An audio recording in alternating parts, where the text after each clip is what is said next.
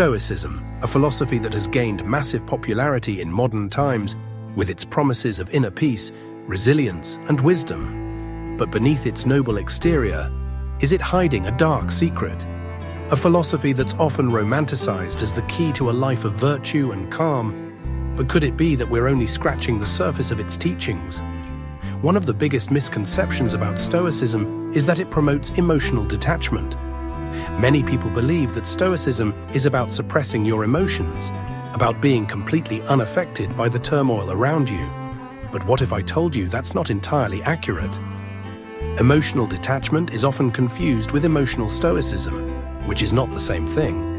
Emotional detachment is about suppressing your emotions, while emotional stoicism is about being aware of your emotions, acknowledging them, and then making a conscious decision to respond to them in a rational manner.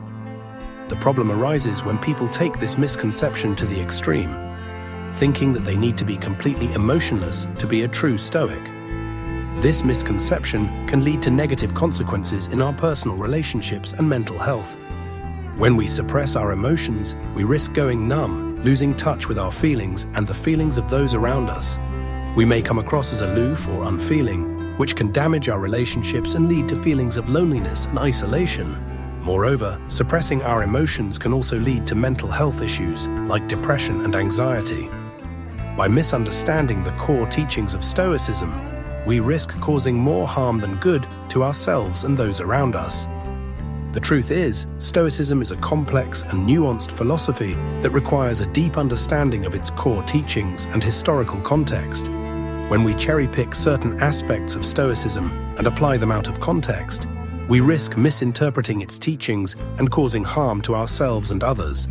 Stoicism was founded in ancient Greece, and its teachings were meant to be a way of life, not a quick fix or a set of rules to follow. It's a philosophy that emphasizes reason, self-control, and inner strength. But it's not a one-size-fits-all solution. The historical context of Stoicism is crucial to understanding its teachings. The Stoics were a group of philosophers who lived in ancient Greece and Rome, and their teachings were shaped by the challenges they faced in their time. They believed in living in accordance with nature, and that virtue was the highest good.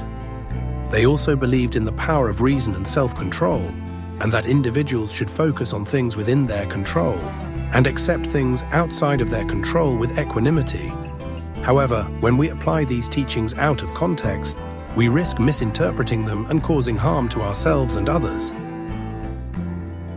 For over 2 millennia, Stoicism has been revered as a philosophy of strength, resilience, and virtue. It has been the guiding light for emperors, warriors, and modern-day self-improvement gurus. But what if this celebrated mindset was, in reality, a form of voluntary mental imprisonment? A philosophy that numbs us to suffering instead of liberating us from it? In this video, we will explore the dark side of Stoicism, its potential cruelty, its ties to suppression rather than enlightenment, and whether it promotes a form of philosophical Stockholm syndrome. Was Marcus Aurelius leading his people into strength or into psychological servitude? Was Seneca an ethical thinker or a hypocritical apologist for tyranny? Let's take a deeper look. Stoicism teaches us that external events are beyond our control, and the only thing we can truly command is our own reaction. Marcus Aurelius, in Meditations, urges us to bear and forbear, to endure suffering without complaint. Seneca advises us to welcome misfortune as a means of self-improvement. Epictetus, a former slave-turned-philosopher, preaches total detachment from external conditions, claiming that suffering exists only in our perception. At first glance, these teachings seem empowering, but do they truly liberate us, or do they merely train us to tolerate oppression? Let's talk about the politics of Stoicism. Marcus Aurelius, while a devoted Stoic, was also the ruler of an empire known for its brutality. His teachings emphasize endurance and acceptance. But endurance of what, exactly? Under his rule, the Roman army expanded its reach, engaging in relentless warfare. His own son, Commodus, would go on to become a despotic emperor. Could it be that Stoicism was a tool of governance, a philosophy that trained citizens to accept suffering without rebellion? Even today, corporations and productivity gurus use Stoic principles to encourage workers to embrace hardship, reject complaints, and focus only on what they can control. But is this self-improvement, or just a subtle way to ensure compliance? Seneca, the great Stoic philosopher, preached simplicity, restraint, and detachment from wealth. Yet he was one of the richest men in Rome, amassing his fortune as an advisor to Emperor Nero. Nero, a tyrant infamous for his cruelty, relied on Seneca's wisdom, and Seneca remained at his side, rationalizing his actions even as Rome burned. He wrote elegant essays on virtue, while his wealth came from ruthless financial exploitation and political maneuvering. Is this Stoicism, or is this hypocrisy?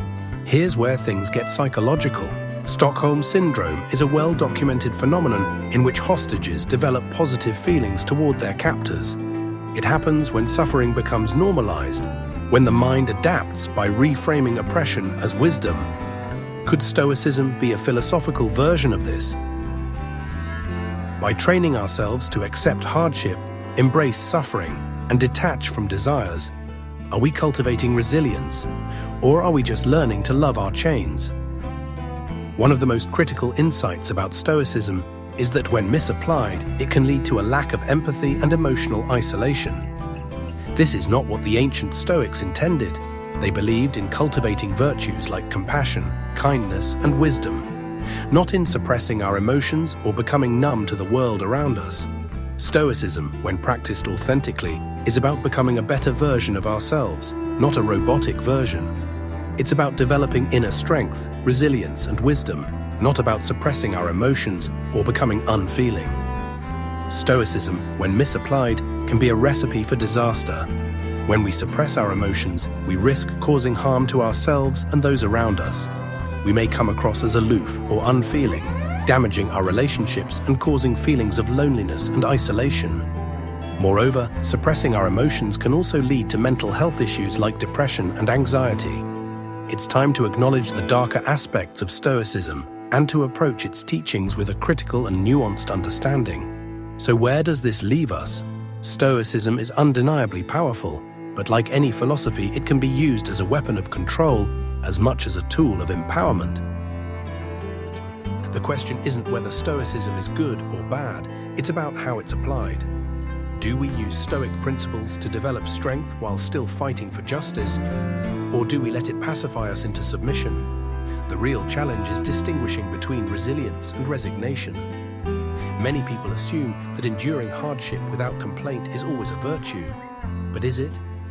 If we use Stoicism as a tool to suppress emotions and tolerate mistreatment, then we risk turning it into a philosophy of passivity rather than empowerment. Stoicism was never meant to justify suffering for suffering's sake.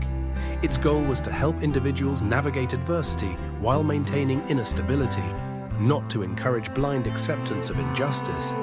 There is a point where detachment becomes dangerous, when it prevents us from addressing the root causes of suffering rather than merely coping with them. If we are too focused on enduring, we may forget that some hardships are meant to be fought against, not simply endured. True Stoicism should inspire us to cultivate both wisdom and action. It should help us remain composed in the face of difficulties, but also recognize when it is necessary to resist change or challenge the circumstances that cause suffering. It is not about becoming emotionless, but about using emotions wisely, acknowledging them, understanding them, and channeling them into meaningful responses rather than suppression.